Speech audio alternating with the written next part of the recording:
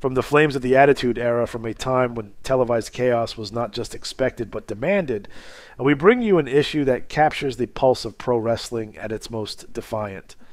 This is From the Pages, the series where we breathe life into wrestling's forgotten magazines, where every word is sourced, nothing is imagined, and the legends of the ring speak again through the printed page. Today we dive into the May 2000 issue of WWF Raw Magazine, a glossy, rebellious, and outrageous reflection of a company on fire. The cover features Tori not just posing but provoking, and she's only the beginning. The magazine wastes no time. On page 4, Jim Ross opens the show in Reagan Ross, declaring that the man in black is back. A nod to the looming resurrection of The Undertaker, a presence casting long shadows over the locker room. Then we turn to page 8 for letters to the editor, where fans vent, praise, challenge, and joke about everything from Stone Cold to the Divas, proving once again that the most passionate wrestling debates have always come from the audience. Page 10 brings us, in the Raw, the backstage column offering behind-the-scenes buzz, teasing upcoming turns, shocking returns, and subtle locker room politics. This column reads like a message board in print, cryptic and electric. The features begin on page 14 with It's All in the Genes, a profile on the family behind The Rock, his father, Rocky Johnson, and his grandfather, Peter Maivia.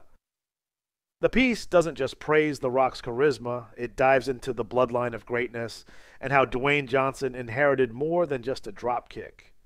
It explores the cultural pride of his lineage, the pressure of expectation, and the ferocity with which he stepped out of their shadow and created his own myth.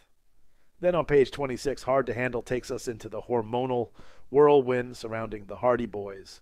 The title says it all. It's about screaming teenage fans, wild tour stories, and two high-flying daredevils who combine southern grit with pure adrenaline. They are young, fearless, and impossible to ignore. Page 30 brings the fire with Viva Las Divas, a spread so glossy and bold you can almost feel the Vegas sun. The feature shows 5 women of the Federation in the poolside photo shoots, each framed not just as a beauty, but as a brand. It's attitude in bikinis, but make no mistake, the message is clear. These women are stars. Page 50 delivers Mick's mentor, a thoughtful tribute to Dominic DeNucci, the man who trained Mick Foley and shaped his hardcore style.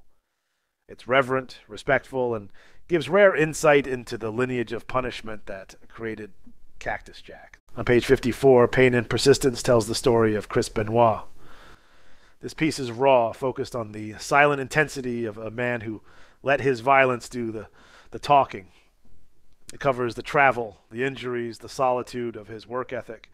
It reads like a journal entry from a fighter who never knew how to take a day off. Page 64 gives us Don't Call Me Sparky, a rough and honest look at Bob Hardcore Holly. It tracks his bizarre evolution from Thurman Sparky plug to a no-nonsense brawler who earned his scars the hard way. Page 68 brings Get It, an editorial blast against critics of the Federation's storytelling style. It defends the shock, the excess, the profanity, and the spectacle. The writing here is unapologetic, a printed steel chair shot to anyone still clinging to the old guard. And finally, Lights, Camera. Attitude offers a rare peek behind the curtain at the making of the Federation's now iconic television commercials. It's a look at production values, creative minds, and the deliberate madness that made even 30-second promos feel like cultural events. Throughout the magazine, merchandise fills the gaps like pop culture grenades. There are Rock jerseys, Stone Cold hats, and even Ninth Wonder of the World shirts featuring China.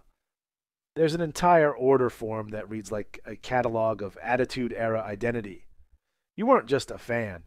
You were buying the war paint. Ads for video games, sunglasses, VHS tapes, and gear make this magazine a time capsule of everything that made wrestling more than a show. It was a lifestyle. Every page of this issue pushes the boundaries.